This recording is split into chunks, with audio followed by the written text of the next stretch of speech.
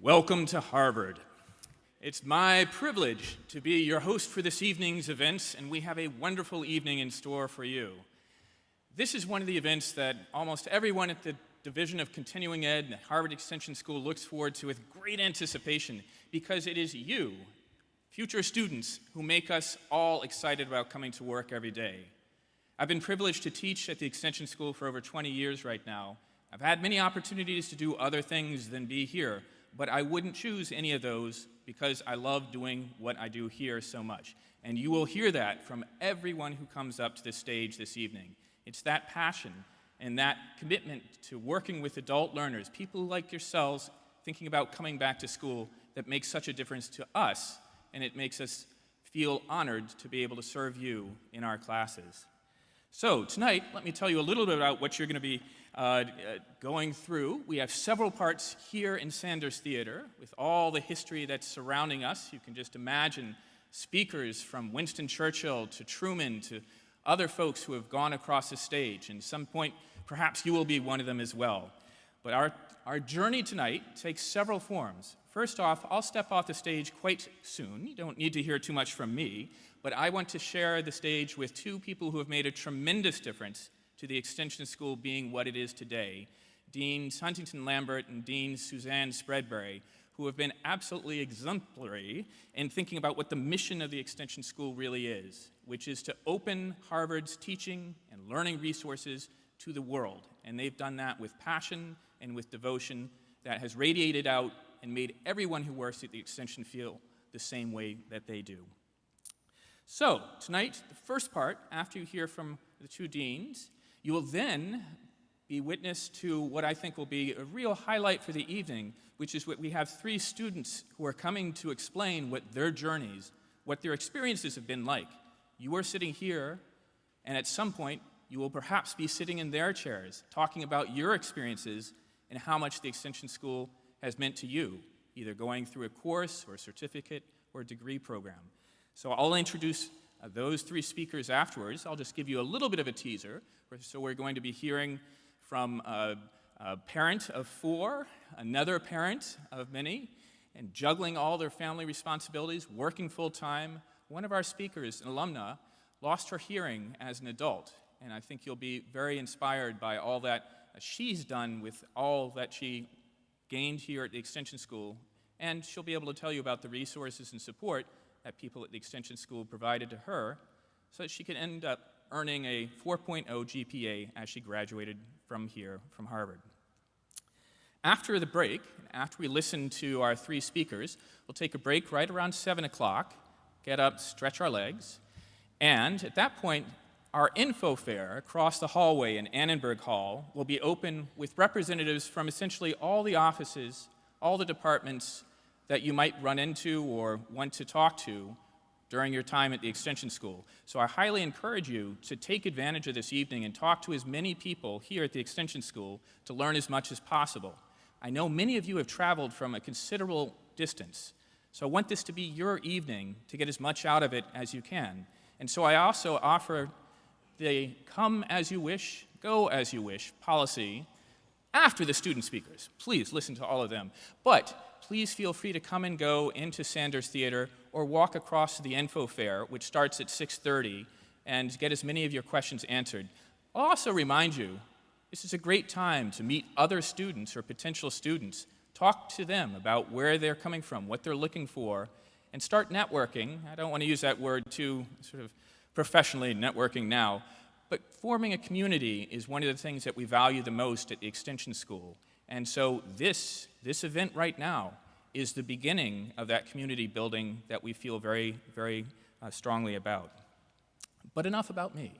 I'd like to introduce up to the stage our two deans. So Dean Huntington Lambert, Dean of the Harvard Extension School and Division of Continuing Education, has transformed in a very amazing way the Extension School over the past 6 years. He's entering his 7th year as Dean of the Extension School, and he came in and shook things up. We used to be an Extension School that had people from a local area come and take classes right here, and he said, that's not good enough. What we do here is so valuable to so many people that we need to think of ways that we can extend this to a much larger community.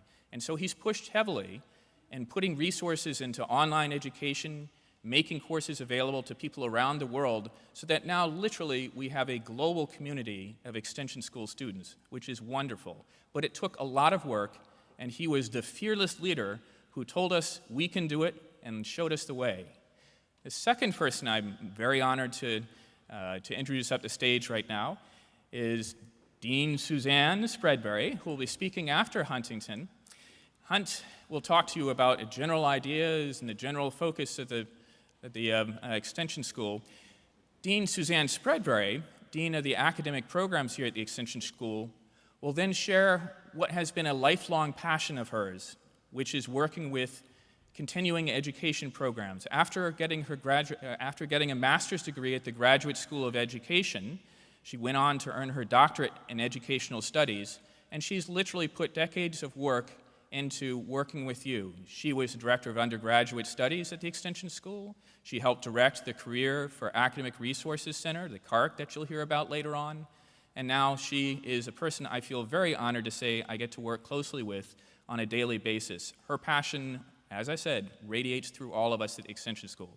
So please welcome both Dean Huntington Lambert and Dean Suzanne Spreadbury.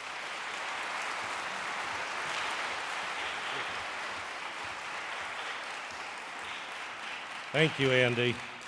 And thanks to all of you for being here. I'm going to talk in a minute about the three things that make the Extension School so amazing. But I have to tell you first, in all honesty, every Harvard classroom is just like this. It's really true. And those of you who are new to Harvard Square and this, not only is this, it's so easy to pack your car and have it yard. So welcome to Cambridge. The only problem with parking your car is there are no parking places in Cambridge anymore. So I want to talk about the three things that have, I think, made the Extension School amazing all throughout and even more amazing. And the first one is students. Folks like you who have decided to sign up as students. And the students that come to us and tell us what they need and advocate for what they need and engage in the 900 fall and spring classes and the 400 summer classes, who constantly tell us what they need for success. You tell us that you need a breadth of courses. You tell us that you need time to work through your curriculum that fits your job and family needs. You told us not long ago that you really needed a third term of extension in the summer, and we added that to the summer school. But the fact that you as adults with your demands, knowing what you need and communicating them to us, allows us to be absolutely amazing. So that's the first thing I want to thank all of you for. The second reason the Extension School is absolutely amazing is because of its students. Because the students arrive and they join the classes, and our faculty, and I'm going to say this in spite of being in a Harvard building, so the Harvard College student is the smartest person on earth who knows nothing about the real world. And then our faculty deal with the PhD students who know even less. And then they meet you. And they are so pumped by people who chose to take their course from them in their subject and be so engaged and bring into that classroom 12, 13, 15, 20, sometimes 30, 40 years of experience in the field. It creates a richness for them in their class that is unbelievable. And when we have one of our Helix classrooms where you're teaching in a classroom and you've got distant students on live, and they look up at the screen, and they have students from 4 or 5 countries and 4 or 5 different cultures added to the mix. That's why our faculty come back and teach. We don't pay them enough for them to come back year after year after year. But they do because you all make their teaching experience so incredibly rich. The third reason the Extension School is so amazing is because of our students. And it's because the students are so bullseye on our mission of extending Harvard to adult part-time learners with the academic ability, curiosity, and drive to succeed at Harvard rigor courses and programs. It's because you motivate our staff so deeply. The people we hire have lots of expertise, but beyond that expertise, every single one of them has a passion for you as students. And when they can look out at this room, and the reason they're all here, and the reason they all show up next weekend for the start of summer school, is because They want to see you because they care about you. And because you're there, they're the best they can be every day. And so for me, to be able to help lead a staff with that kind of passion, serving a group of students like you, is really quite a pleasure. It's quite an honor. And so I hope many of you decide to become students. I hope many more of you decide to become degree candidates. And I hope you tell us throughout what you need to succeed so that we can do our very best to deliver it so you can succeed. With that, I'd like to turn it over to Dean Spreadbury.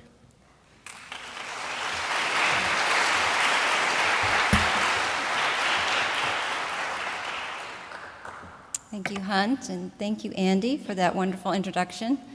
And thank you, all of you, for coming today.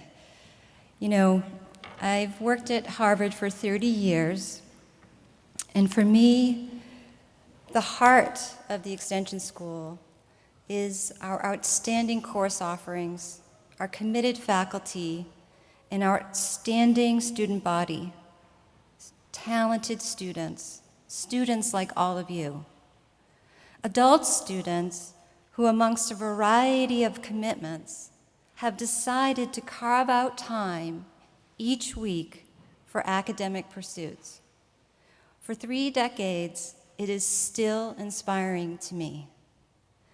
We offer over 900 courses, and the breadth of subjects is something that you will simply not find at other continuing education programs. We offer professional classes in IT, management, finance. We offer theoretical courses in biology, psychology, government. We offer artistic courses in video production, creative writing, and drama. And you will find disciplines only at a Harvard evening program such as classical civilizations, history of science, foreign literature, and advanced ancient Greek. Over 60% of our courses are available online in a format that prioritizes real-time engagement with instructors and peers. While you may live at a distance, you will feel like you're in a Harvard Yard classroom. Our faculty are scholars who hail from Harvard University, other nationally ranked colleges, as well as industry professionals. And they teach because they love it, not because they have to. We have students studying in over 100 countries across multiple time zones who bring that critical global perspective into the classroom. Over 600 students are either active military or veterans, the largest population of military students at Harvard University. The far majority of our students have over 10 years of experience, work, and life, and they enrich the academic content of each and every class meeting. 75% of our students have a bachelor's degree. 25% have a master's degree. 5% have a doctorate degree. Our students are CEOs, CFOs, consultants, IT and finance professionals. They're also teachers, healthcare providers, public servants. They are baristas and Lyft drivers, and they are parents and spouses and caregivers. We have over 3,000 students working towards their certificate and over 4,000 working towards degrees. They come to Harvard Extension School because they want the best that continuing education has to offer, because they believe they deserve the best. They want to be academically challenged. They want their coursework, not just a diploma, to have meaning.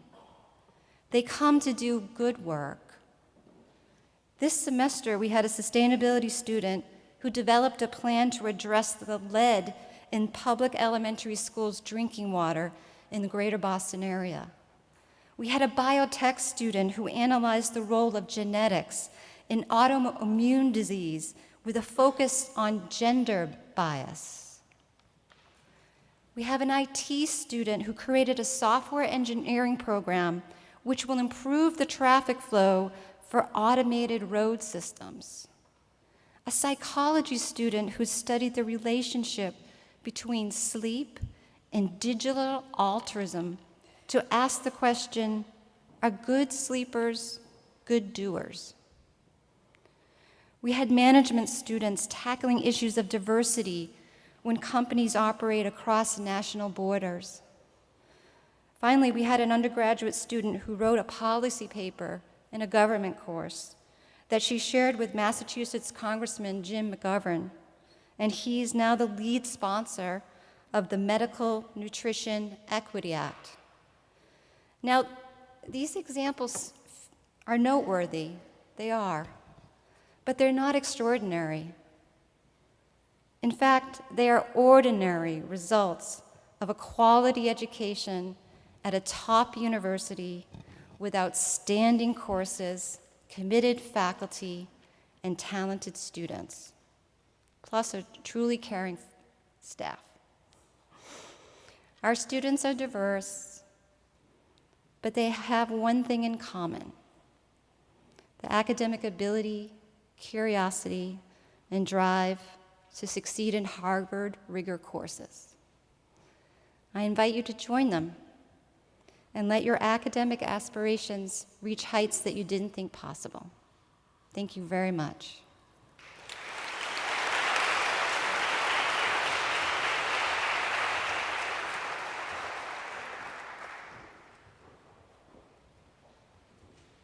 Thank you so much, both.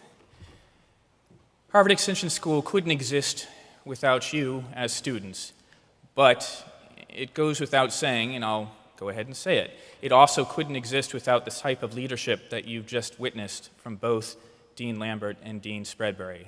They are truly amazing people to work for. Well, we have reached that time when it is enough about talking about the Extension School and having somebody talk about what it's like to be in the Extension School, somebody who sat in one of your seats not too long ago. So we have 3 student speakers we're very excited to bring up to the stage to share their stories with you. And our first speaker will be Brendan Michael Galloway. Brendan Michael Galloway used to be in DC, but then moved up to Boston, clearly to be closer to the Extension School, but also because he missed having all those duck boat parades that they don't seem to have in other places as they have here. I won't make too many remarks about Bruins Stanley Cup tonight, but I'll try to keep that down. So, Brendan Michael Galloway is a regulatory specialist. He is an avid aquarist, and I had to look up what that was, but it turns out that he works with building reef aquariums, as well as coral aquaculture. He is a self-described, besides his love of nature, a self-described dog whisperer and a Chipotle connoisseur. Currently, Brendan Michael is pursuing his certificate in corporate sustainability and innovation. Welcome to the stage, Brendan Michael.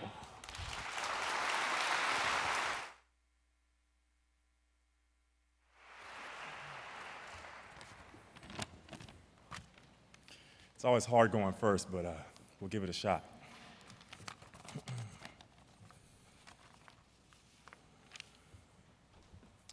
Take a moment and scan the room. We're all different: heights, shapes, sizes, hair, eye color, the shoes we wear. But there's one thing that we all have in common, and that's time. Both the billionaire and the beggar have the same 24 hours in a day. We may not be able to stop time, but we can control how we use it. It's been said that what we choose to do with our time helps determine who we become. And I'm here as a current student to tell you just how the time at the Harvard Extension School has reframed not only my perspective, but has allowed me to invest in myself, create a sense of value, and really help redefine my life's vision. That's deep, that's a lot.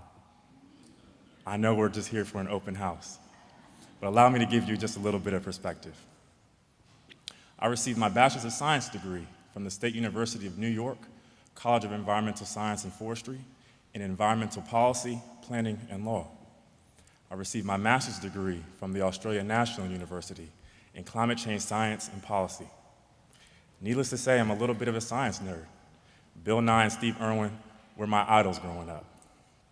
I've been fortunate to work for a number of non-government organizations, including the Ocean Conservancy and the World Wildlife Fund, multiple branches of the federal government, including the National Oceanographic Atmospheric Administration and the U.S. Environmental Protection Agency. I had the unique pleasure of developing environmental legislation that has passed in the Senate alongside members of Congress, and I even ended up relocating to Boston to serve as a regulatory compliance specialist within the research and development department of a Fortune 50 company. I thought I had the game figured out. I went to school, got good grades, secured scholarships, was gainfully employed. I really felt as though I had found my niche, breaking down scientific principles and theories and communicating them to law and policymakers in an attempt that they could implement policies that benefit the environment. But despite many of these unique experiences and what I would consider my own personal accomplishments, I found myself laid off from my most recent and arguably rewarding position right here in Boston. I took it personally, and even though the layoff wasn't due to my poor performance, I was disappointed, angry, upset, discouraged, frustrated. I've always taken immense pride in my work, and despite the layoff not being due to any fault of my own, I felt wronged.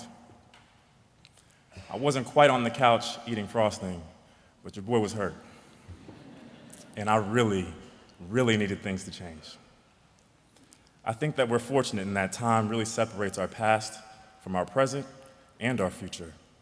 It actually protects us from living in a permanent condition. And I had to recognize how to separate my sense of self-worth and value from my circumstances. So you all have heard the slogan, time is money. And I needed to reevaluate how I was utilizing my time. And in doing so, perhaps I could change my situation. So outside the repetitive job applications, the calls with recruiters, networking lunches and coffees, making reference requests, all I had to show for myself was a bunch of unsuccessful job interviews. Sure, I was passing the informational phone screens and the first set of in-person meetings, but nothing seemed to stick. I really began to doubt myself. My confidence really took a hit. Was I not presenting myself well enough? Were the other candidates that much better of a fit? I really felt like I was failing, and I questioned if I was just wasting my time. What I needed were opportunities to motivate myself to re-engage with what I was most passionate about, that was working for the environment.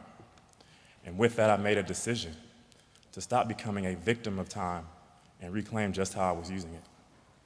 The late Peter Drucker calls the time that we're living in now the era of 3 C's: accelerated change, overwhelming complexity, and tremendous competition.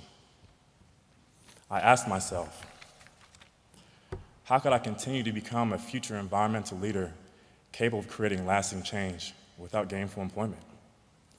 The state of my chosen profession is always changing, readily adapting and reacting to many of the demands society is placing on the environment. We are just now beginning to understand and come to terms with some of the negative feedback loops as a result of our actions. As I considered the environmental discourse amongst our political climate, the concerns citizens were having amongst increased instances of droughts, wildfires, flooding, storm severity, even the climate refugees at our southern border.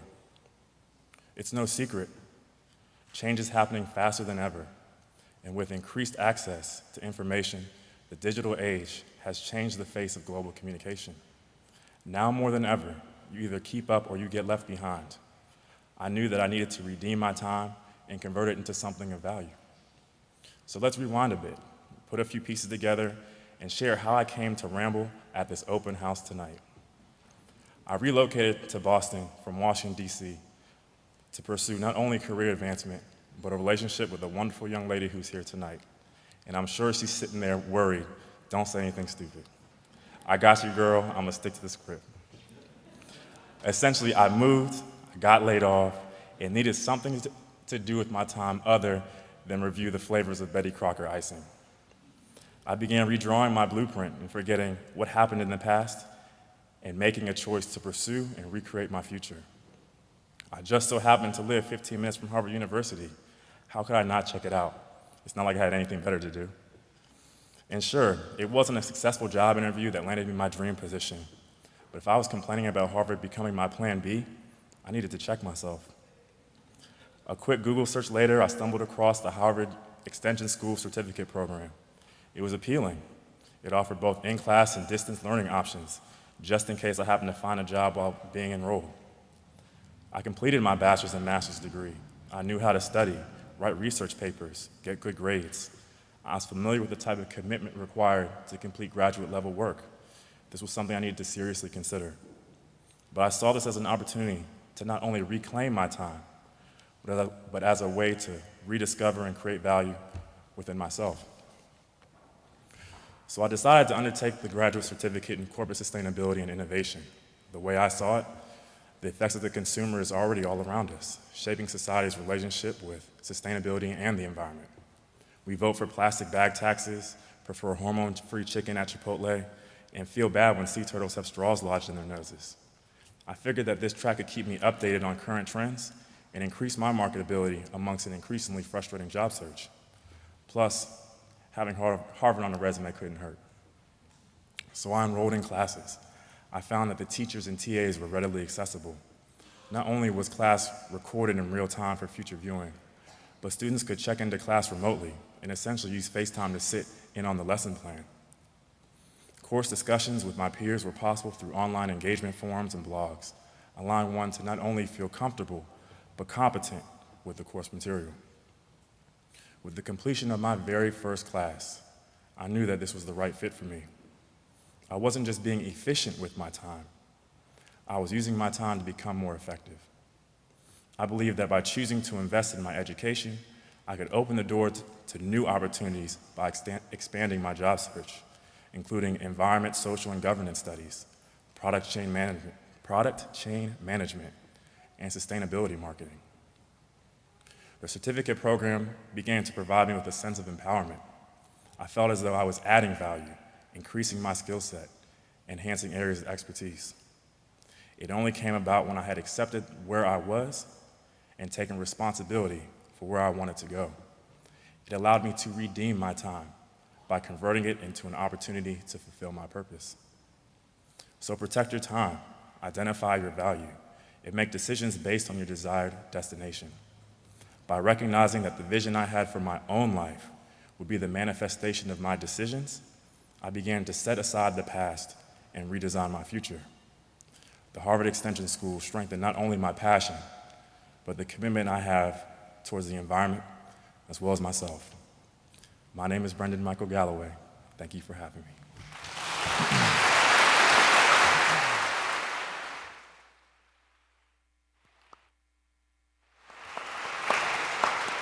Well, the world needs more people like Brendan Michael, and so I'm very impressed by all you're doing and how you're working with the environment and thinking about things like that. I promised each of our student speakers that I'd throw a few curveballs and ask a question or two, and I will live up to that promise. Brendan, Brendan Michael, what surprised you the most about your experience here at Harvard in the courses? What got your attention first off?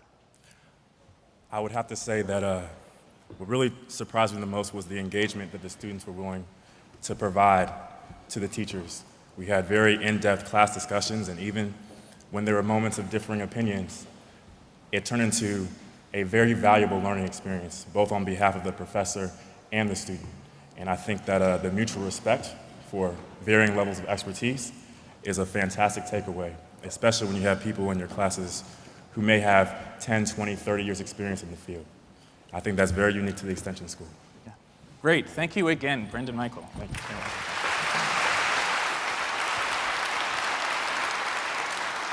And Brendan Michael's touching on one of the things that I think you'll all find whenever you're in a class. I was teaching a class last fall, and it turned out one of the people who was taking the class lived in Hong Kong. He would wake up at 4:30 every Tuesday morning just to be a part of the class, and he felt very much a part of the community working with our online course support.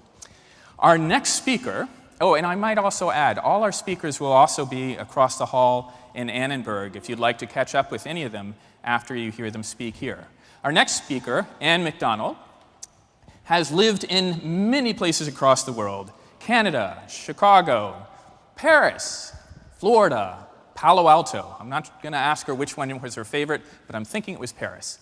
In any case, she is the proud mom of 4, Dane, Liam, Finn, and daughter Hazel, as well as being the loving wife of Rory, who is a professor at the business school right here at Harvard as well. Anne is a self-described avid gardener, an indulgent foodie, and she holds a pilot's license, which is unfortunately not something we offer through the Extension School, but highly encourage you to do that. Anne has an undergraduate degree in business management from the University of South Florida, and she has come up here to Boston. Well, she has actually combined living in Florida with being up here in Boston at various times to pursue a master's degree in business management. So, without further ado, Anne, please come share your story.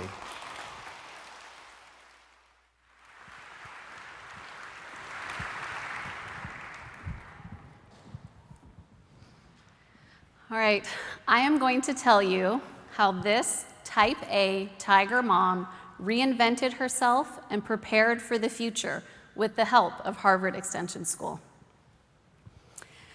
My husband and I got married very young. I was 22 and he was 23, and nothing could keep us apart. We knew that we wanted to build a life together and have a family. But I also knew that I wanted to finish my undergraduate degree before we started having children.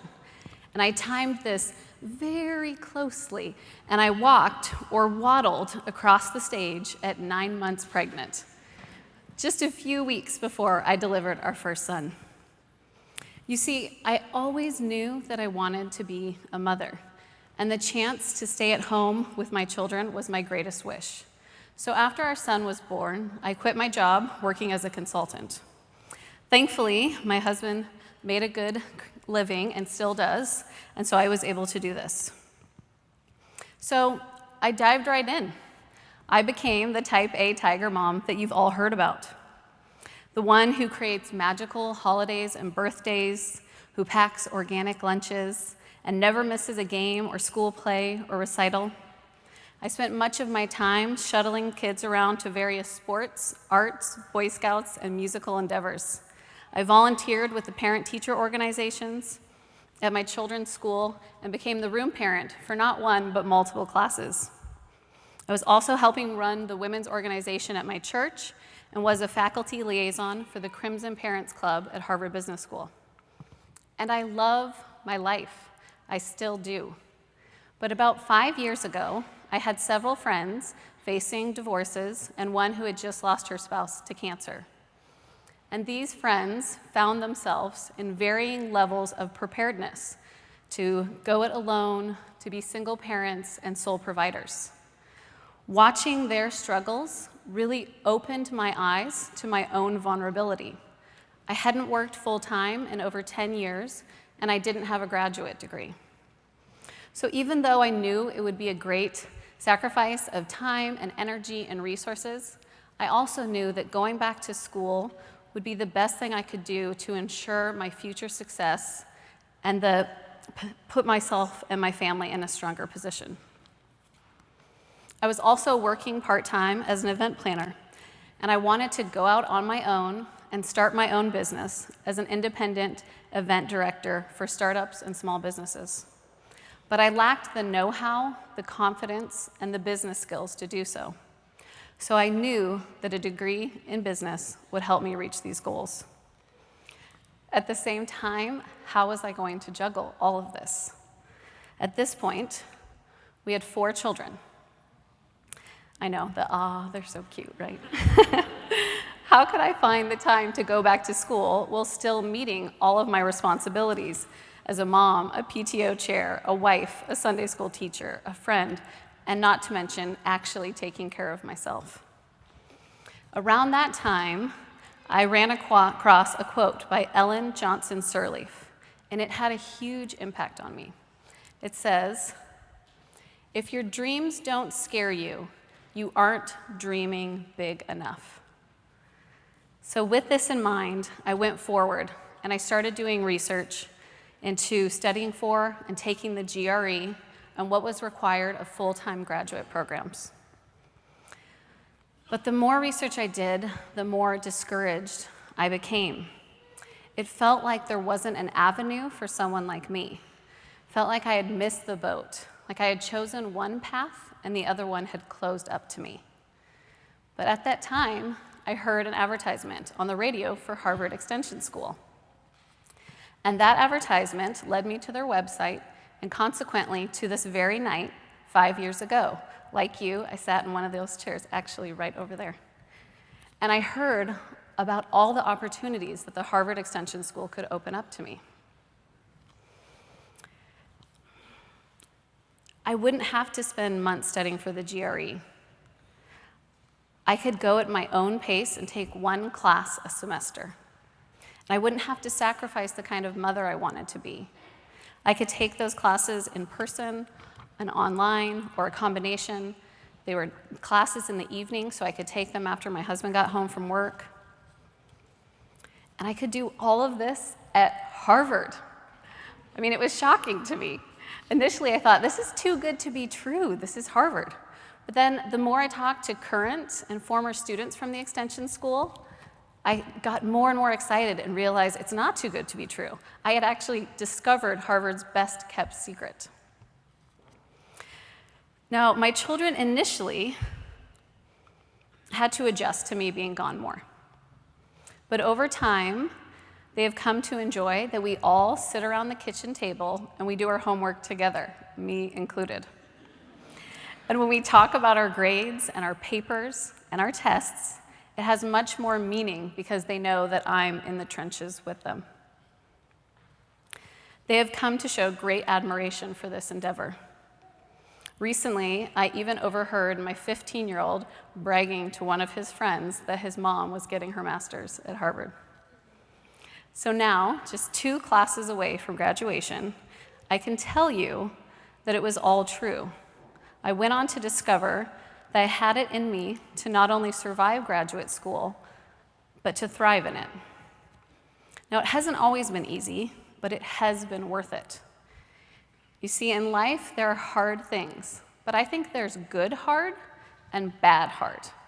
And to explain bad hard, I'm going to tell you about an economics professor I had in undergrad.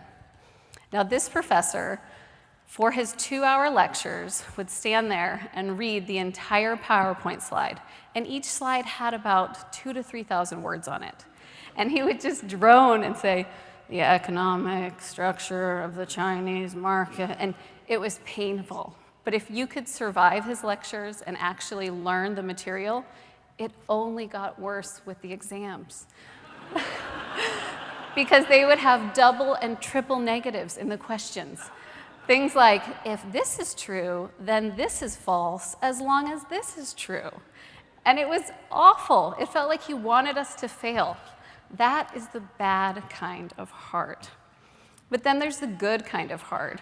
The kind of hard that forces you to learn and expand your horizons, that challenges you in a good way.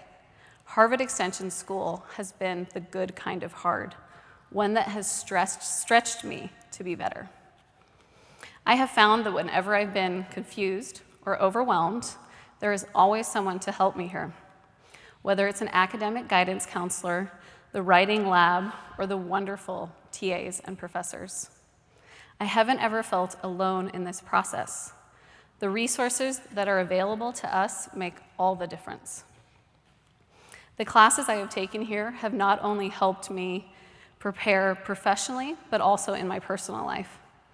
I took Paul Tomolo's Operations Management 5060 class, and I learned skills about streamlining my life, working more efficiently, and eliminating wasted efforts. Not only did this help me professionally, but I was also able to create a much more efficient nighttime routine with my kids. One of the greatest resources I have found are my fellow students. On the very first day of class, I was so nervous. I sat there and thought, am I too old? Am I too inexperienced? Has my brain just dribbled out of my ear after years of playing Itsy Bitsy Spider and changing diapers and driving carpool? But when I looked around the room, I noticed two different things. The first thing was that there isn't one mold to fit into. All of us are very different and come from very different experiences. And the second thing that I realized, I really have to explain to you with a story. It's a story about the first group project I had at the Extension School. Now don't worry, I know the words group, project, create, fear, and pain in the hearts of everyone in this room probably, but let me continue. We were in a class together and the teacher assigned a group project. So I formed up with a group with 5 other women, well 5 of us total, and we divided the project into 5 equal parts. And we said, let's meet in a week and we'll go over everything. So all week long, I had this feeling of dread, like, is anyone even gonna do anything? I'll probably just have to do the whole project because I really care about my grade. But I showed up at the meeting and we went around the room and we all reported what we had done. And to my utter amazement, everyone had completely finished their part of the project. So a month-long project was essentially finished in the first week. We were all amazed because we were used to being that person that just did it by ourselves. But you see, this is what happens when everyone wants to be here. So that is the second thing that I realized. Everyone at the Extension School wants to be here. We all want to better ourselves, learn something new, and improve. And I have come to call many of my fellow students my friends. I've been to their weddings, we've thrown baby showers together. A few weeks ago, a few of us went salsa dancing. These unexpected connections have been a tremendous benefit to me at the Extension School. And who knows, maybe one of you, sitting in one of these chairs, will be in my class this fall and be my next friend. Thank you.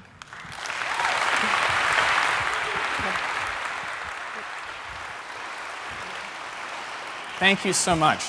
So I was going to ask you, but you did such a wonderful job already explaining it. How do you juggle having all your responsibilities in terms of raising kids and doing things outside of the class? But you did a wonderful job of explaining that. And I just want to echo Anne's point about how what she did was an inspiration to her own children as they saw her working through classes. I helped work with a math teachers program, and one of the benefits that they say is that they love how their students see their own teachers going to Harvard and becoming a student just as themselves, and it's inspirational to them. So I don't have that as a question, so I'll throw you the other career question, which is what, excuse me, you are a pilot. What was the hairiest experience that either you or a loved one had while you were learning to fly? Well, my husband in the audience, on one of our very first dates, I decided to take him, it was a training lesson, and we were doing what's called stalls, where you fly the plane up and you kill the engine, and as it free falls, you try to recover the plane. And I didn't give him a headset, so he had no idea what was going on. He was just gripping the walls of the plane back there, thinking he was going to die. But I thought if he could survive this experience, then I'd keep dating him. And it worked out. Still happily married. Yes, thank you. Thank you. Great, thank you so much. Thank you. Our last speaker this evening, an alumna who, as I said, had lost her hearing as an adult, has an amazing story to tell you. She is the CEO and founder of Data Innovations Lab, which is a business consulting firm where she uses her background in mathematical economics and data science combined with artificial intelligence and vertical technologies to create business models involving international foreign markets. Sol is also a parent. She has done a tremendous number of things in her life, and we are extremely privileged to have here her speaking because she's in fact multilingual and is often asked to speak at international conferences around the world. She's published scientific papers, and her motto, never give up, never surrender, really sums up how far she's come. So without further ado, I welcome to the stage Sol, please.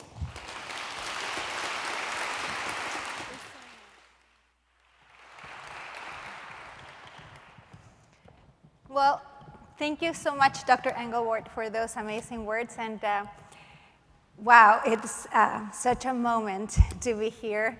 Good evening, Sanders Theater. Now I know how David Mallon feels when he teaches CS50 every time. I actually am here to tell you a little bit about my journey at Harvard University and Harvard Extension, and that journey is grounded in Veritas.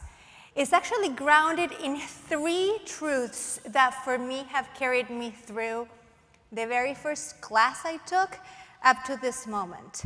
One is evolution, the other one is disabilities and inclusion, and the other one is humility in giving back. See, I came to Harvard University and Harvard Extension to build new skills because it's a very Darwinian world out there. Actually, new technologies are changing not just the pace of things, but how those things are being interpreted. I come from the hedge fund world, and before, it was just variables that were ordinal, or variables that were qualitative, or variables that were quantitative. And with new technologies, new data was needed to start being analyzed. Now I actually analyze vision, I analyze images, I can analyze sound, which before it was just an idea. And everything started to change, and I didn't want to be the person that actually couldn't dictate her own future in her own terms. So I had to evolve. Again, like I had done it before. Before I had studied physics, and I had to become really proficient in thermodynamics and figure out Planck transformations and figure out a way of taking price behavior and translating that into trading strategies. But then this new technology started to evolve. Machine learning was making sounds, artificial intelligence, and I decided I needed to study computer science and be proficient in data science.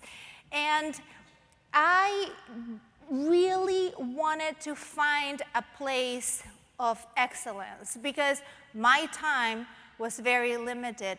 Like all of us here, I am married, I have children, and I have 3 pets that I'm very proud of, but they need water, they need food.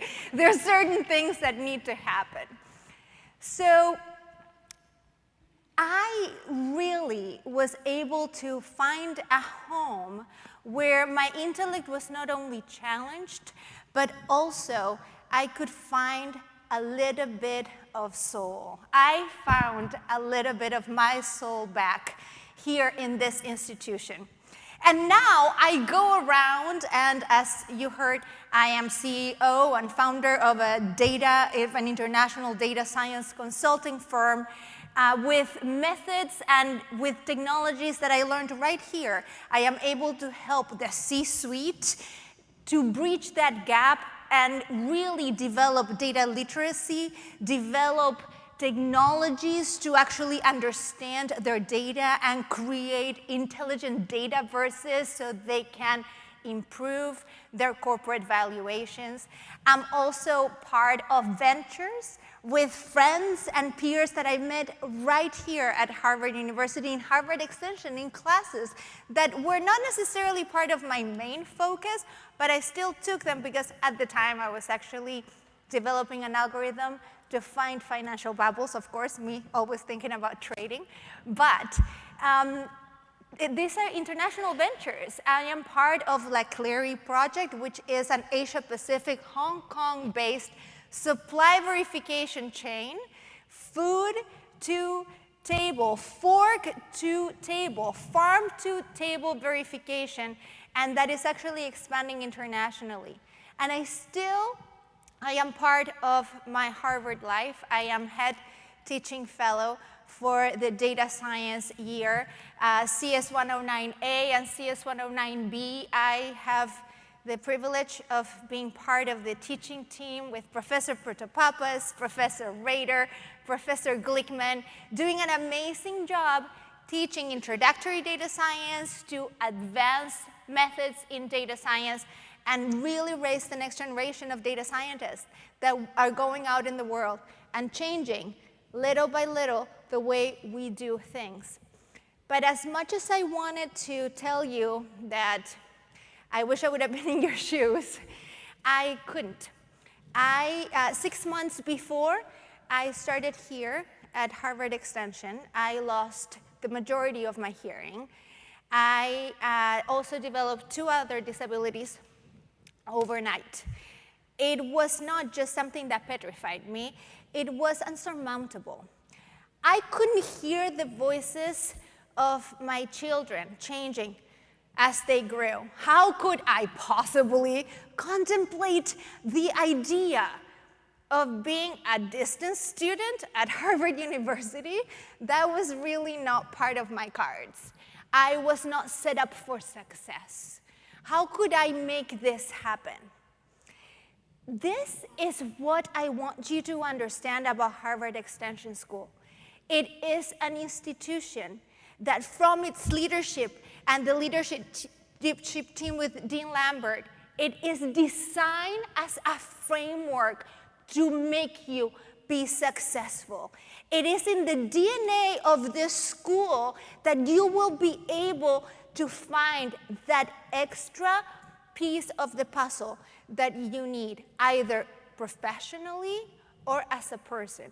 It was here that I learned to reclaim my humanity, a part of my soul that was taken away when I all of a sudden became disabled. And because of this tremendous work, I had an internal family that expanded. It went from my family, my husband and my children right here, who supported me and carried me through this time at Harvard, to be extended to people like Jill Felicio, Director of Advancement, who actually helped me recover myself and rehab myself. Linda Sullivan and the amazing disabilities team here in our school helped me not just get accommodated and be able to have captions in my distance learning or be able to have amazing technology so I could come to my residency weekends.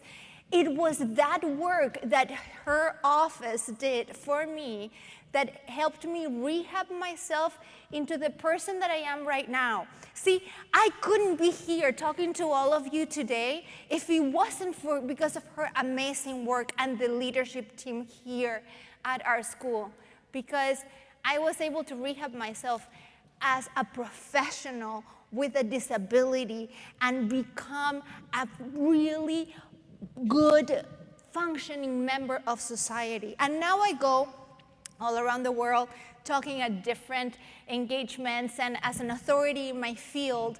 But also because of this, I am able to exchange, for example, with heads of state and governments, but also with really relevant people in not just my field, but in humanity. Lord Christopher Holmes. Lord Holmes, just like myself, became disabled overnight. Overnight, he became visually impaired. But now Lord Holmes is the founding member of the All-Party Parliamentary Group on Blockchain. He is also the co-chair of the All-Party Parliamentary Group on FinTech. And that's why we met, because we're in the same field, but we're both working towards having more inclusion in the world for disabled professionals. And I look forward to working in overarching efforts with Lord Holmes in the near future. And it is part of what I learned here that I take out into the world, and that I am very humble in giving back. See, when I graduated last year, and one of my very first awards I earned, Dean Spreadbury, she actually said, it was the Alpha Sigma Lambda Award, and it was a great intimate ceremony, and she said, the only thing we want, the only thing we ask from you is that you actually tell us what you do with what you have gained here. That you actually let us know a little bit of how you're giving back and how you're maybe changing the world. And hopefully, I am flying our flag high and proud. Hopefully, I am helping as much as I was given here at Harvard University and at Harvard Extension, because it's this DNA that trickles down all the way from leadership to the very first person you will encounter here, your admissions advisor. My admissions advisor was Jeremy Crooks. And Jeremy was an instrumental person. And he said to me, "So, you know, I know you're a force of nature and you are used to fighting for everything you want, but you need to realize that you are at a place where we can actually take some of that load. We can actually help you fight these fights. You do not need to do it alone." And Jeremy put me in contact with the Disabilities Office, and from there, I was able to reduce the shame, to have more strength, to go forward and learn and become a little bit of the soul that you see here with you today. What I want you to realize is that I shouldn't be an inspiration for you. I should not be a person that is standing here that accomplished a 4.0 GPA and graduated from computer science and data science at Harvard University with the Extension School. What I really want you to get from my presence here before you is the following: that if I could do it, a person with all the cards stacked against her, if I could do this, then anybody, all of you, absolutely can. Thank you very much for your time. Thank you.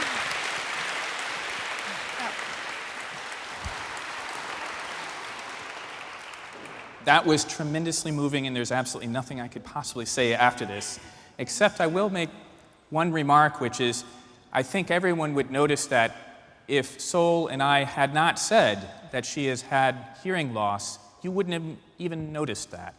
But it has been a tremendous amount of work for her to do this. And I couldn't help notice, but one of the people you gave the biggest hug to downstairs in the green room was Linda Sullivan. Can you explain why? Yes, Linda actually leads the disabilities team here. And she helped me, because see, my disabilities, I don't have any help with medicine. They're neurosensorial hearing disabilities. So I can't have a cochlear implant. I can't have a hearing aid either, because they're contradictory disabilities. And Linda helped me and took me step by step. In a way, she helped me hear again. Granted, I hear with my brain, but it was her work and the amazing work and support that the Disabilities Office does that helped me regain a part of myself and a part of, it's a new normal, but she helped me be okay and regain that new normal. My Harvard, I know everybody says, well, computer science and data science 4.0, but for me, the journey, it is a complete holistic human journey here at Harvard Extension. Well, thank you so much for sharing your time with us. Thank you. Thank you. So I'm very privileged to be able to introduce, well, I'll have them introduce themselves, but we have literally representatives from almost all the departments and offices that you as a student in the Extension School will most likely be interacting with at some point during your student journey.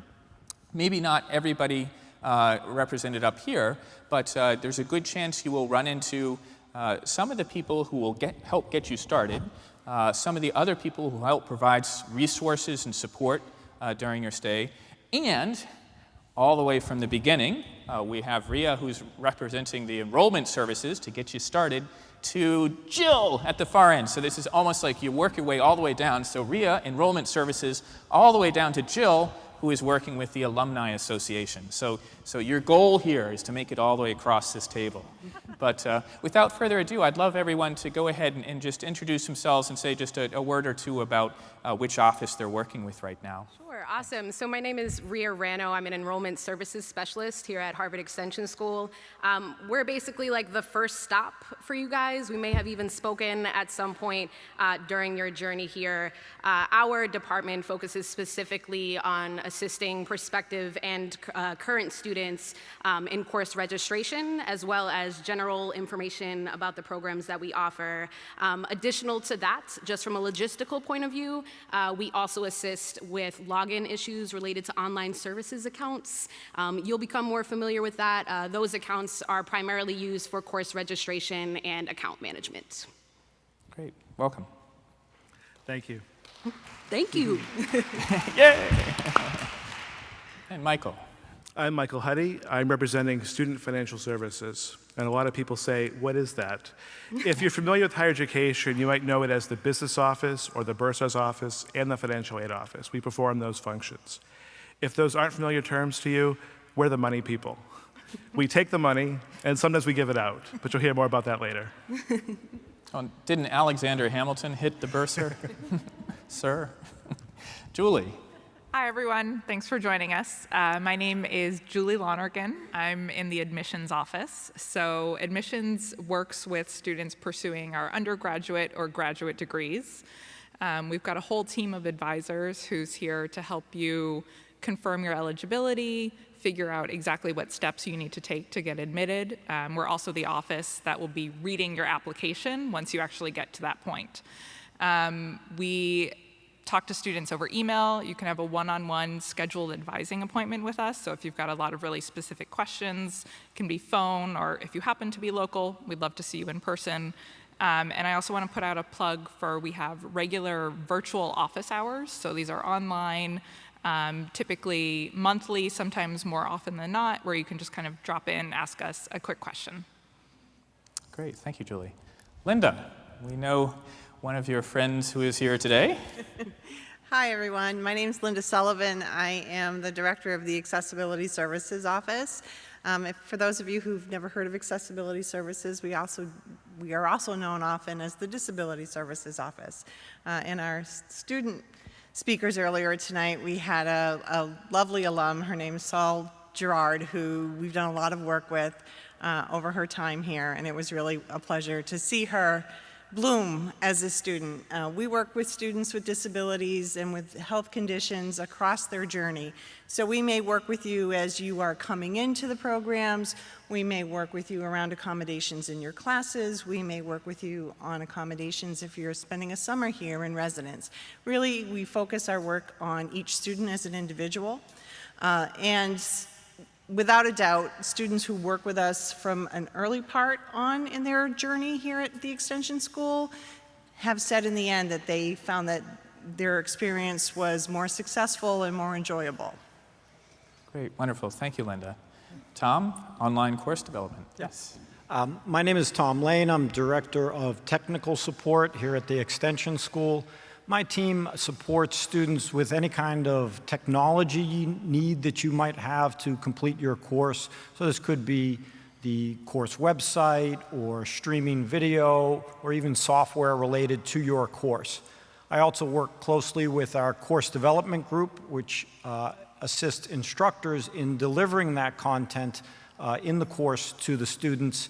And then finally, I have a long connection with our campus computer lab at 53 Church Street. And that's important to note because there's facilities on campus as well as online help desks. So if you're a student who's learning at a distance or here in Cambridge, we're here to help you with any kind of technology questions that you might have. Great. Terrific. Thank you, Tom. Anne. Hi, I'm Anne Doyeski-Santos, and I work with our graduate certificate programs here at Harvard Extension. We offer about 40 graduate certificates here, and while we don't have an admissions process for our graduate certificates, because we don't have this admissions process, we design them so that you can work independently and help make your way through a graduate certificate in the way that works best for you. However, our team is also here to support you if you have questions about course selection or which certificate might be right for you, and we're accessible by email, and also we have virtual online office hours available as well. Great, thank you. Chuck, good to see you. Good evening, everybody. My name's Chuck Houston, and I represent the Graduate Advising Office. And I hope a number of you are considering doing a degree with us. If you decide to do a degree program, you have an advisor assigned to you, so you would meet myself or one of my colleagues. I focus personally on advising students in the liberal arts and sciences, but I have other colleagues who focus on other particular fields, biotechnology, museum studies, and so forth. So we also have an undergraduate advising office that advises students who are pursuing our ALB degree. So we act, I'm glad we call this the Journeys, because I'm a hiker and I think in terms of trails and paths, and I think of myself as a guide. We try to guide students through the degree program, not just to meet requirements, but to really embrace the program and really have a full Harvard experience. I'm also a graduate of the program. I did the ALM degree in psychology and completed it in 2010. So I look forward to meeting as many of you as possible if you decide to do a degree program with us. So welcome. Meeting them either here in the office or on the trail. So you said you usually do about, what, 100 hikes a year or something? I do. Yeah, it's fantastic. Linda, great, wonderful to see you. Yeah. Thank you, everyone, for attending tonight's session. I'm sure you have very busy schedules, and welcome. My name is Linda Spencer, and I direct career services for the Harvard Extension School. And our goal is to really help students and alums succeed by providing excellent career services and resources to you during your time here at Harvard and beyond Harvard as well. Terrific. Thank you. And Jill, what do you do? Well, hello, and it's wonderful to see you all. I am Jill Felicio, and as Andy said, I oversee alumni affairs initiatives here at Harvard Extension School. I myself am a graduate of the ALB program from the class of 2000 and the ALM program in the class of 2013. And our advancement office here at Harvard Extension School creates global communities around the world that serve about 25,000 alumni and graduate certificate earners. And these communities serve students at every stage of learning. Fantastic.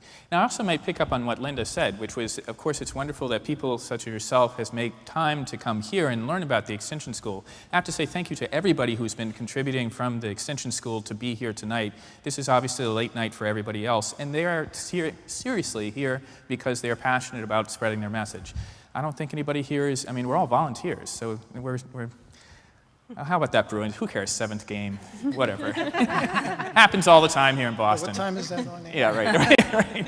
Ria, I'd love to turn to you. So at this point, I'd like to sort of go through a bit of the journey so that you can hear a bit from each person. What we've done is collect together questions that students typically ask, frequently asked questions, and I'll ask a number of questions, but I would like to turn it over to include some questions that they come up from any of you as well. But I'll start the game ball rolling. Ria, so here's the thing. I know a lot of people here probably have looked at our website and thought about, oh, perhaps the Harvard Extension School, and they see this thing, open enrollment. Open enrollment can be a little bit mysterious. Can you tell us about, since you're enrollment services, what does open enrollment mean? I am, yes. So open enrollment is a really cool notion. It actually refers to course registration access. Essentially what it means is that as long as you meet our registration requirements, you're able to sign up for any course that interests you. Some of those registration requirements can revolve around things like English proficiency. So if your native language isn't English, you'll have to show some proof of English proficiency, which can be done through a number of ways, but the two that we most focus on is a passing score by an HES certified English proficiency exam like the TOEFL, or a transcript that shows a completed degree from one of the 6 countries that are listed on our website. You can also chat with our enrollment services team a little later about that process if you'd like. Additionally to that, another registration requirement that we focus on is placement tests. So some classes, particularly classes such as the graduate pro seminars or the expository writing classes at the undergraduate level, some economics and math classes require a placement test. So as long as you meet those requirements, you can actually you're on the go already, and you can always give us a call and we can walk you through that whole registration process. That sounds great. Do you have any tips for thinking about how would I start in terms of a first class or where I would... Certainly, yes. My first piece of advice always is to give us a call, shoot us an email. If you're seeing a Facebook ad or you're hearing about a special program that you're interested in, just give us a call. We'd be more than happy to go through the general information for you, just to give you a better idea of what your expectations should be. Beyond that, your next best bet would be to take a look at the course catalog.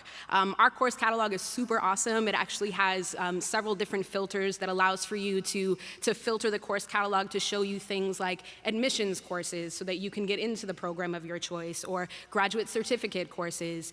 So utilize those filters. Take a look at what courses are being offered from semester to semester. Once you get to that point, you obviously want to take a look at the registration requirements that we were just talking about. EP, English proficiency, making sure that you take a look at the placement tests that might be required. Most prerequisites are suggested, but when you see a placement test, make sure you take it as soon as possible. It can take a little while for you to get those results back, so we really recommend you taking them as soon as possible. Once you've done that, you literally just create an online services account. It takes about 15 minutes, and then you add the course that you're looking for and pay for it at that time, and you're good to go. But if you at any point are conflicted or are having any issues with that process, again, please feel free to reach out. We love talking to students like you, and we'd be more than happy to walk you through those initial first steps. Thanks so much. Yeah, and if nothing else, if nothing else you get from this panel, you'll find that people at the Extension School are some of the most unfriendly, unhelpful people you can possibly imagine. It's absolutely the case that everyone here is more than happy to talk about anything that might come up regarding the work that they do. So I think we'll go right into Julie. So Julie, I've taken my class. I'm getting excited about maybe a degree program. I'm kind of interested in looking into a whole master's degree or an undergraduate degree, because I know we have both.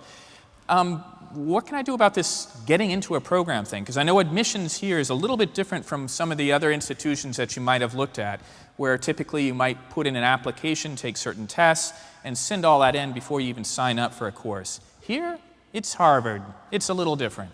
What? It's very different. Yeah, absolutely. And I'd love to get a sense of the people here who's interested in a degree, undergraduate or graduate. Yeah. Ooh, okay. I love that. Good, wonderful, welcome. So it's a really straightforward process. There are kind of 3 steps. So step number 1, confirm your basic eligibility.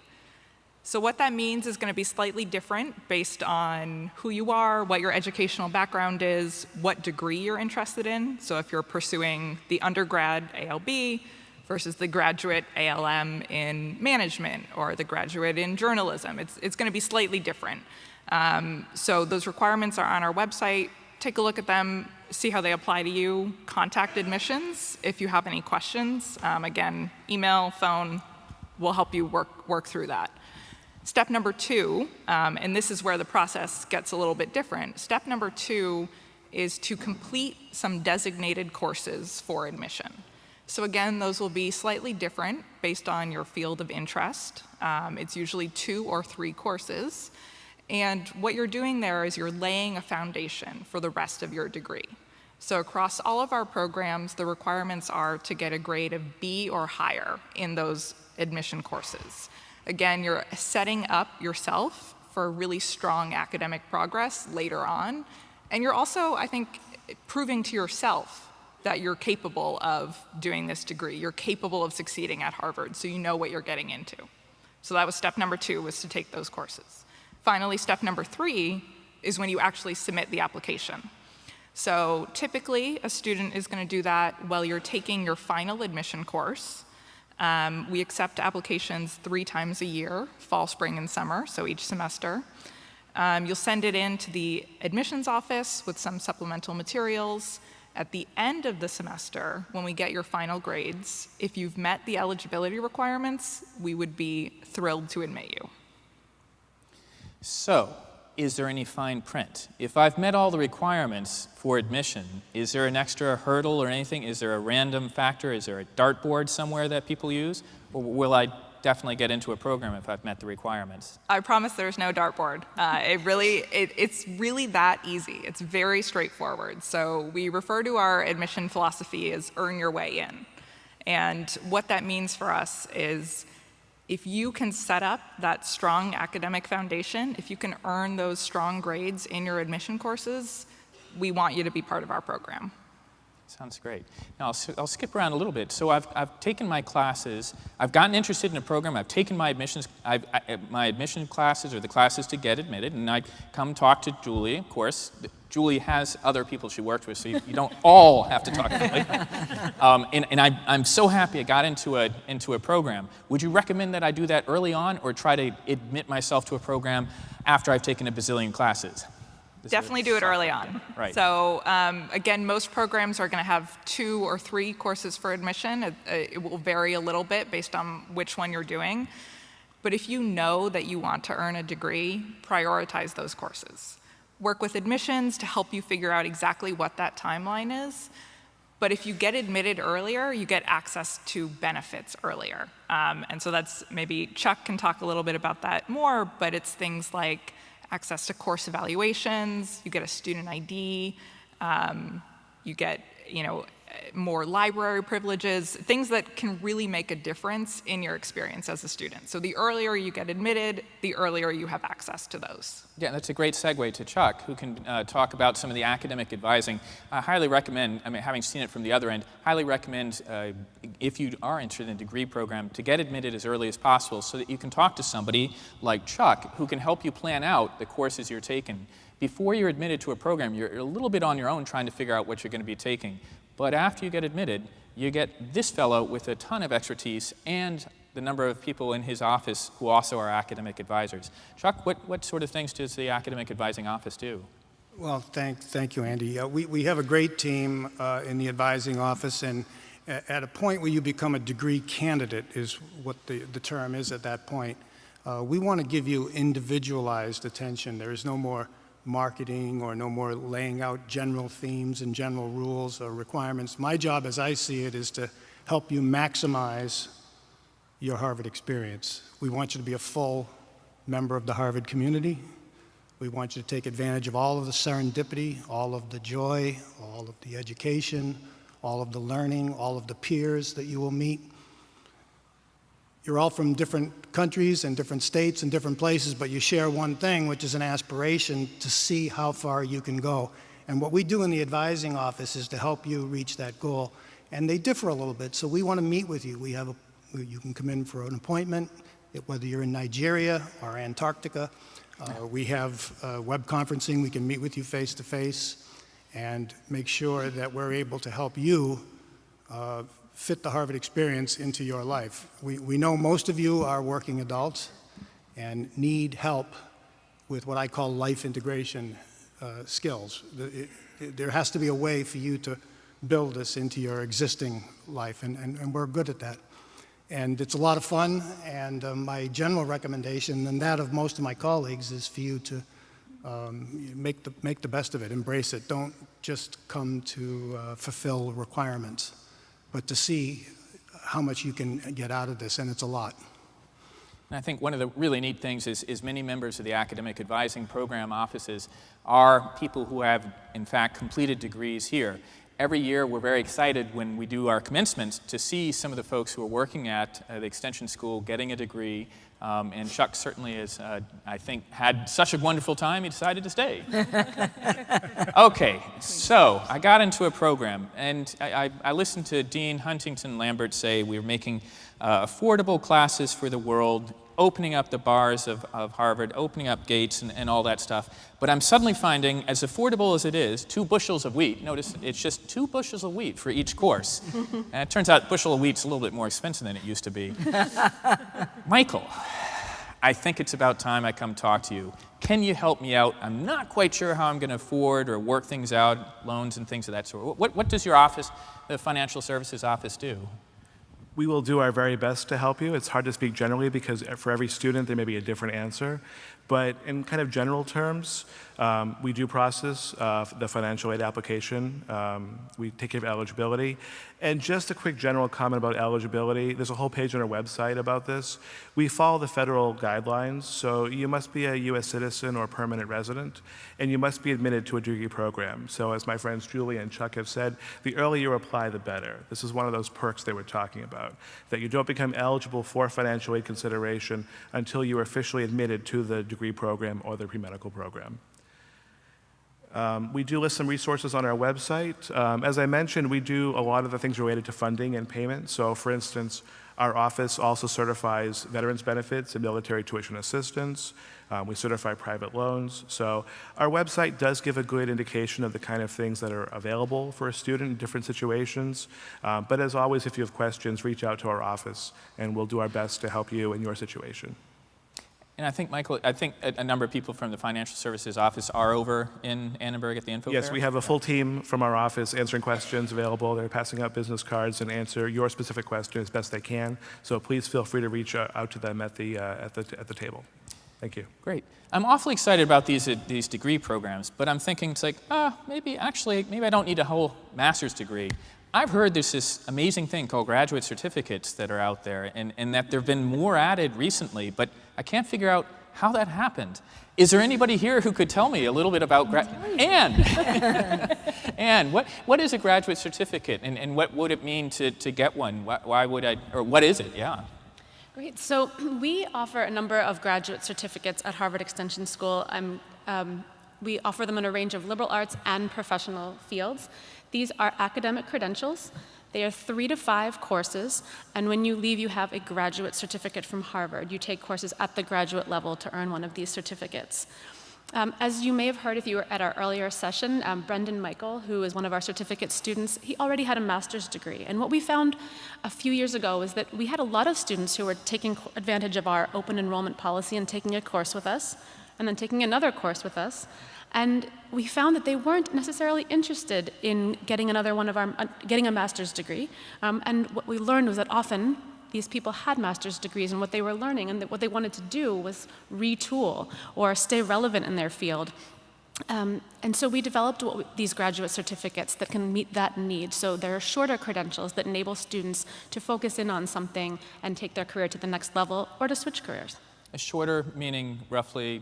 So it's 3 to 5 courses, and students have 3 years from the time of their first course to complete a graduate certificate. And of course, a master's degree typically takes 12 courses worth. Yeah, okay. Great, wonderful. Well, we have a lot of people who provide resources all along the way as well, and I'm not sure if maybe I'll pick on Tom. Tom, I hear somewhere someone said that we don't just offer classes on campus anymore, that you can take a class from a distance. Is this true? Yes, that is true. In fact, a lot of our classes are online. Yeah, can you tell me, could you say a little bit about what the types of classes are, different formats? Is it online? Does that mean I watch something later on, or can I interact with? Yeah, we have 2 main online classes. One we call web conference. Those classes require attendance on the night of the class, and you even log in using a camera and microphone, so that's an interactive, dynamic class with the instructor teaching with their own webcam. These classes tend to be small, so there's a lot of discussion going back and forth, and you can even have breakout groups where you get in one-on-one or small group discussions with other students in the class.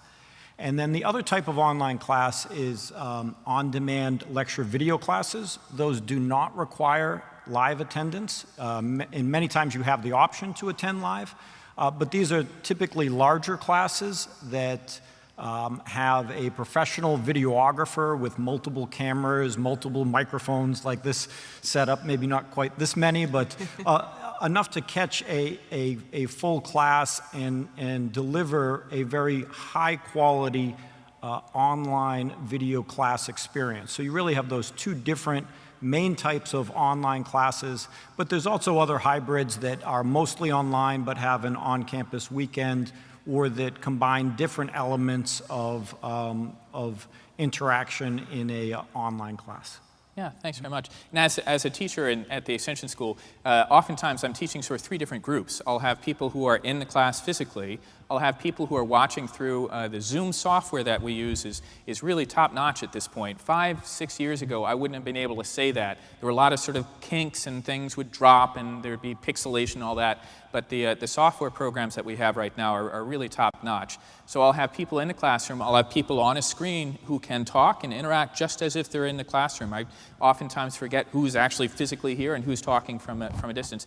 And then, of course, the third option, which I teach in that same group, people here, people watching, and people potentially who could watch the video of the class later on. But one thing I'll add to what Tom said was, it's not as if you have to sign up and say, I'm only going to do this way for this class, or I'm only going to do this way. So I've had somebody who flew in from Ottawa for the first class just because she wanted to meet everybody else physically in the class, but then she participated mostly through the Zoom software, the Helix program. And then there are other people who make religious, as I said, starts the day 4:30 a.m. in Hong Kong so that they can interact online. But the main point is that we try to make as much flexibility so that you can make the choices that work best for your lifestyle and the juggling that you're doing, obviously, with the caretaking jobs and things of that sort. Thank you, Tom. Yeah.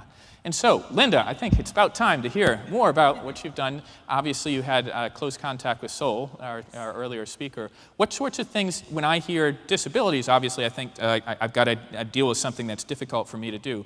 But there are other things that the accessibility, I love the term, accessibility services office. So what sorts of things do you do to help support students who might be looking for some sort of extra help? Sure. So we focus on access. We are barrier removal people. What we do with students is we work with students one-on-one. We recognize that conditions, whether they be temporary or permanent, create some kind of barrier for students in the academic environment. So what we do is we focus in on what those limitations are and how do we remove them? How do we mitigate that problem? So if you have low vision or if you're blind, we may be getting materials in Braille. We may be getting your course materials in alternative formats so that they work with screen readers and other technologies.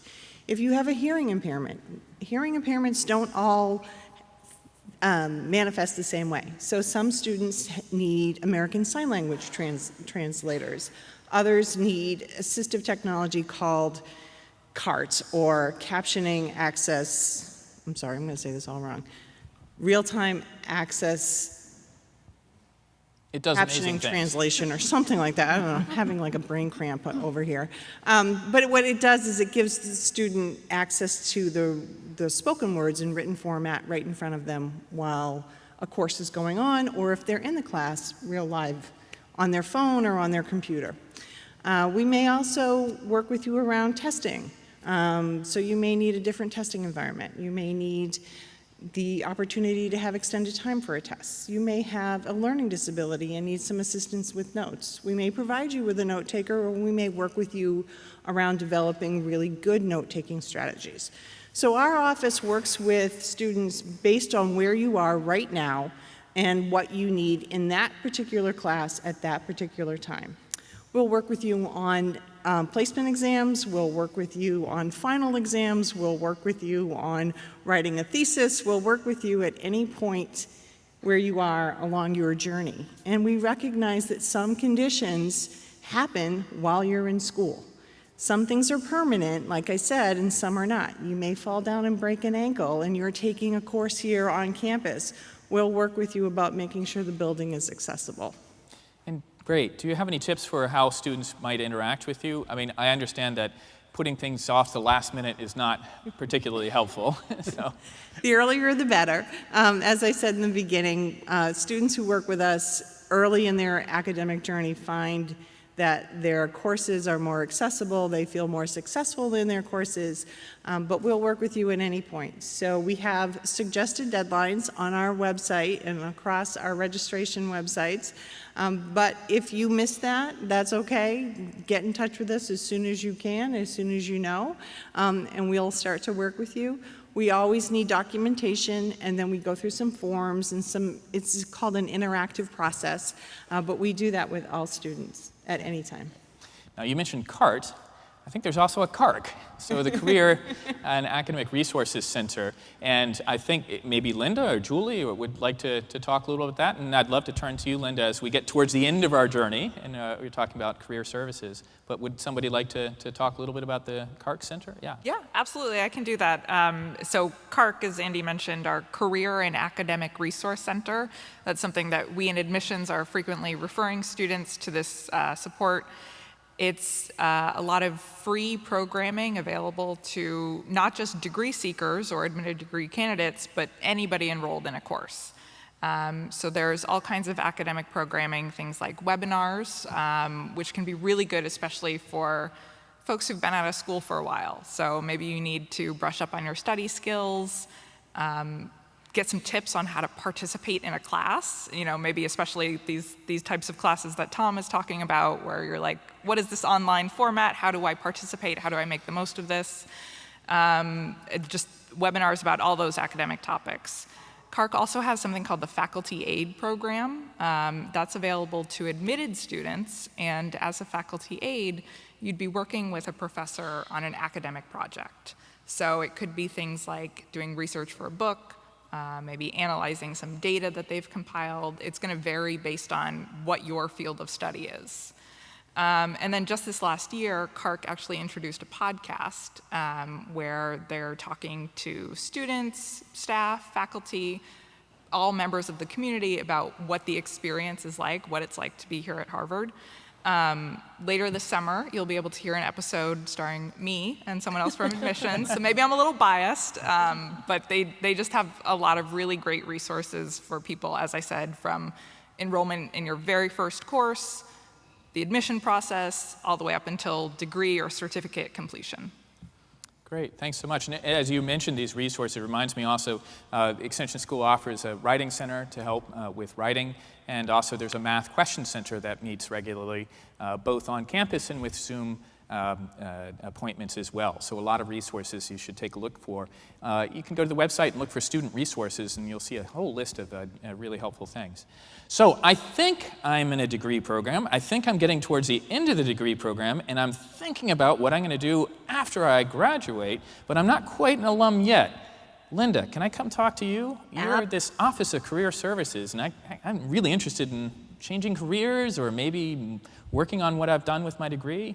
What does your OCS provide? Right, so once you are an admitted degree student or an alum, you are eligible to utilize OCS, also known as the Office of Career Services.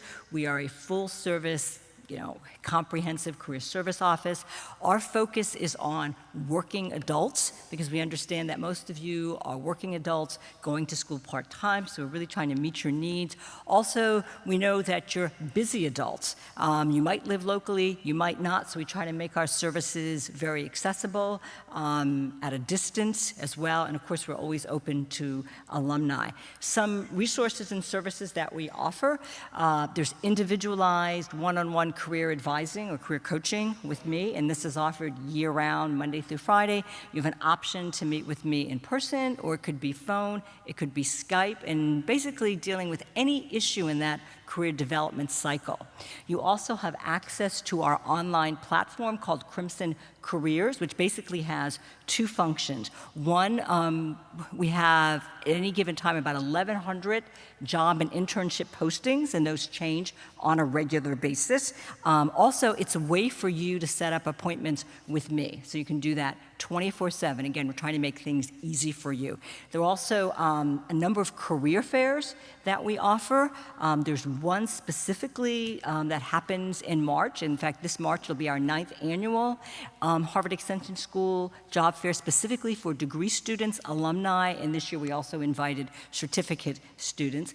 But in addition to that career fair, if you are an admitted degree student, you also have access to about 15 or 16 other career fairs. And we have close collaboration with Harvard College on these career fairs, with the Graduate School of Arts and Sciences, and the Harvard Graduate School of Education.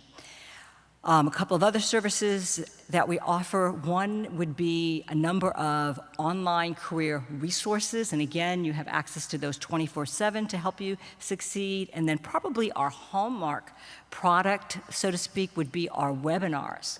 We offer about 50 career webinars per academic year. And so those webinars, you mentioned at the start of that the OCS is mostly geared towards candidates in degree programs. Are there services that would be available? Yeah, or is this a reason why I really should get into a degree program? Right. So that's a great reason to get into a degree program, because as I mentioned, OCS is a full-service comprehensive career office. But we also have something for you as part of CARC, and Julie mentioned it. So CARC stands for the Career and Academic Resource Center, and my team represents the C. We are the career part of it, and it's open to any currently registered student. So you don't have to be a degree student, you don't have to be a certificate student. And basically there's two offerings. One, I have monthly call-ins, and those are offered during the academic year, but also you have access to those 50 or so webinars that I mentioned that really truly are a hallmark product that we have. So any currently registered student is invited to those webinars. Julie mentioned on the academic side, but also we do about 50 on the career side. And they basically fall into 4 areas. One, we have a career path spotlight series. These are alumni success stories, because students often ask, well, what happens with this degree? Or, what happens with this certificate? What can I do with it? So we have a number of those alumni success stories that we do live via webinar. We also have employer information sessions who are interested in hiring our students.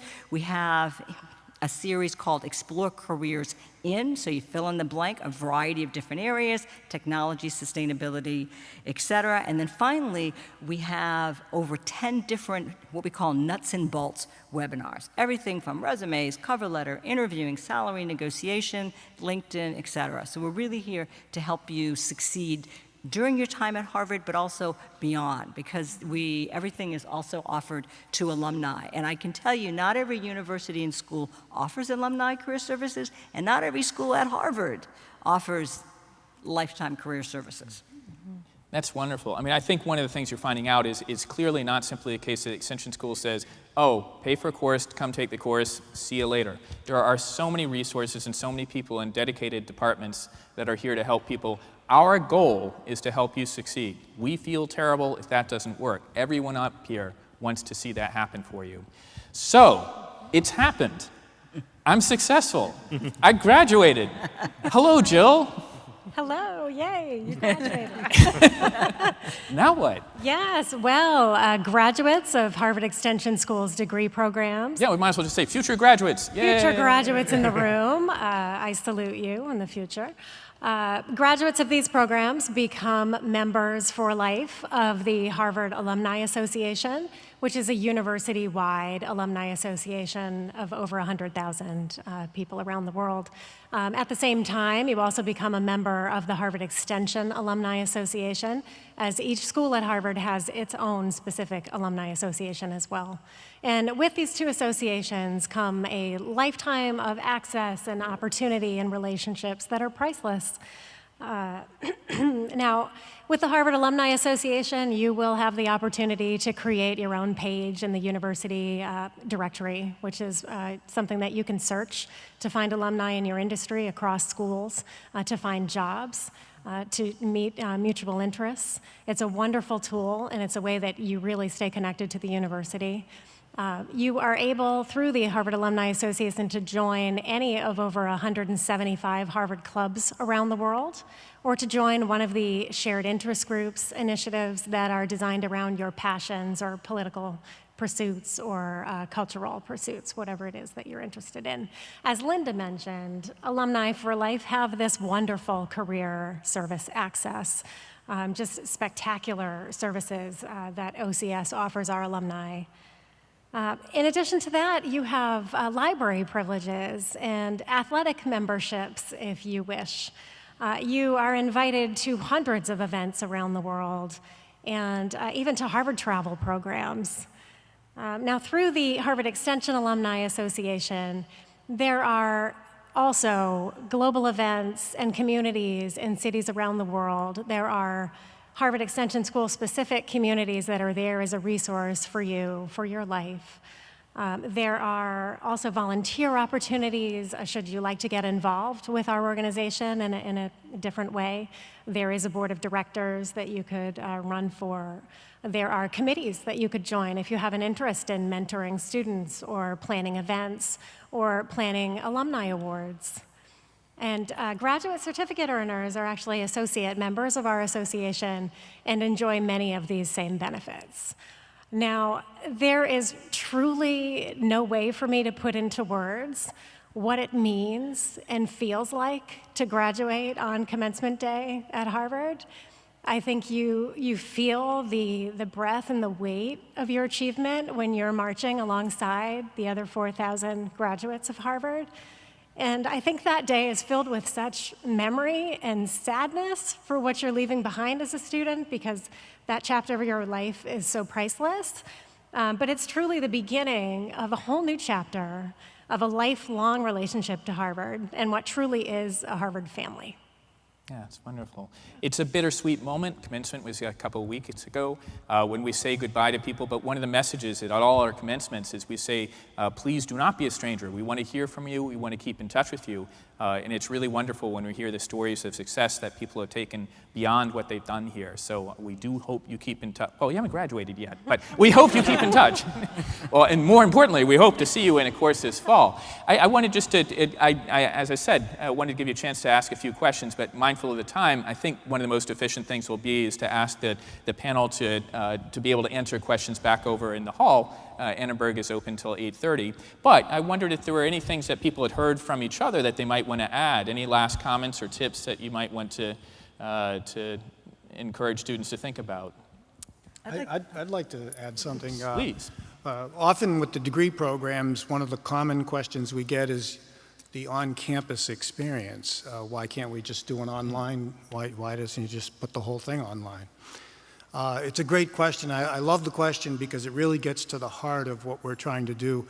We want you to get a Harvard education, and in order to do that, we want you to spend some time here, some real time here. Certainly you can do a significant portion of this degree online, but when you come here to the campus, whether it be for several semesters or several summers, you'll have the chance to visit our 70 libraries, our 14 museums, join the student association, maybe get a teaching assistant job on campus, meet with your advisor in person, meet your peers, go to office hours, attend sections, meet professors, join groups on campus.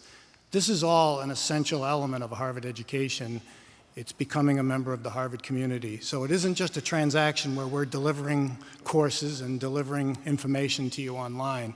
It's much more of an interactive opportunity for you to take full advantage of all of the serendipity and all of the peers that you'll meet. You're probably very amazing. I make that statement because for you to come here to Harvard, and those of you who are watching the live stream as well, to come and think that you can do a Harvard degree part-time takes a lot of gumption. It takes a lot of confidence. And so I have a suspicion you're very amazing, and you're going to meet loads of other amazing people. So yes, we have a Harvard on-campus experience. Now, early on, the most common question I get is, how can I minimize it? How can I slide it in? How can I tuck it in? How can I knock it out? How can I do 2 weeks here? As the candidacy goes on, toward the end, the questions change. How can I maximize it? How can I stay longer? How can I get more involved? Are there any other opportunities I'm missing? So I bring that up just to say, embrace this degree. If you come to do a degree, we want you to be all in. And we want you to come here and be part of the community with us. And that's why we have the on-campus experience. Yeah, and I can add, just because I get to see the numbers working with the academic programs, we have minimum residency requirements for each of the degree programs. It's a very small, it's a small minority who actually just hits the minimum. The vast majority of people at the Extension School make efforts to come and enjoy being here on campus, as you've done right now.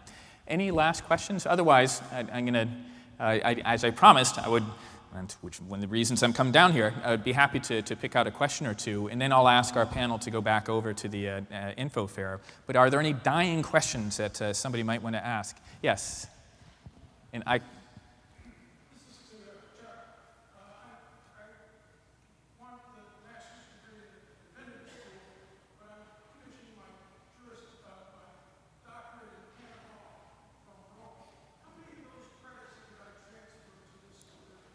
Yeah, it's a great question. The transferring question comes up quite often. We don't accept transfer credits at all from outside the university. For the graduate program. For the graduate program, for the thank you for the undergraduate. Yeah, within the Harvard community, though, a lot of our students do take courses at the Ed School or at the Graduate School of Arts and Sciences, or the summer school or other Harvard schools where we do share credits. But outside of Harvard, we don't transfer credits in, with the exception of the ALB bachelor's degree. There's a certain limited number of credits you can bring in. Right, not to get too snooty, but we don't take transfer credits in for graduate school. But there are quite a number of people who have taken a fair number of courses here, might finish somewhere else, might decide to take and typically, almost inevitably, courses you'd be taking here at Harvard would transfer somebody somewhere else. So it's sort of a one-direction thing. I want to quickly add something about if there's anyone considering our undergraduate program. So as the folks have mentioned, we do accept transfer credit for the undergraduate program. And if that's something you're interested in, you're welcome to work with the admissions office. We actually have an online tool where you can enter in all the courses that you've taken elsewhere, and then it will sort of help you calculate whether or not those things will transfer. So that's specific to our undergraduate program, but that option is there. Yeah, thanks very much, Julie. Probably take one more question, then I'll let everybody go over and see if there's any food left over in Annenberg, which probably iffy. Any last questions that people might want to ask? Yes, please. And you're from Ghana? Yes. All right.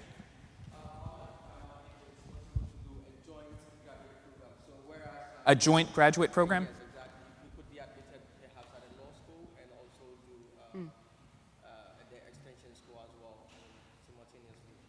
I know we've had students who've done degrees, for instance, in the Math for Teaching program, and then gone on to do a degree over the Graduate School of Education. Typically, we don't have something that happens at the same time. I'm not sure if anybody wants to. I can take that, yeah. So right, I think exactly as Andy said, if you wanted to do something back-to-back, absolutely. But our sort of philosophy is that, we're all part of Harvard, but each school within Harvard is going to have their own policies. So we would only really be able to look at the specific degree program that you were doing here. And you wouldn't necessarily be sort of taking classes back and forth between the two schools. You would just want to focus on your one degree here at Extension. We do have, people have done programs and then taken the courses to apply to something else. But right, each school does have its own application process, and so it would be different that way. Well, at this point, I want to say thank you so much for everybody coming out. I know people have made a great deal of effort in some senses, coming from Ghana and all the different places that people have come from across Boston. Sometimes the commute from Boston can be longer than commute from other countries, especially if you tried to take the Red Line here today. Sorry about that, or yesterday. But in any case, thank you so much for coming out. We really are looking forward to seeing as many of you as possible during a fall course. It's a wonderful place. I do the sales pitch. Wait, I see someone wearing an MIT shirt. Yeah, that's okay. All right. But it's a treasure of Harvard that they put as much time and resources into making the extension school work. A lot of institutions don't have anywhere near the clout and the experience and the ability to do what Harvard does. It does it really well. I'm so glad that you came out just to find out more about it. Now, find out even more about it by talking to some of our panelists who will perhaps come down, maybe talk to a few people right here, and then make your way over to Annenberg if you have some more questions. Thank you so much, and we look forward to seeing you in a class this fall. Thanks, everybody.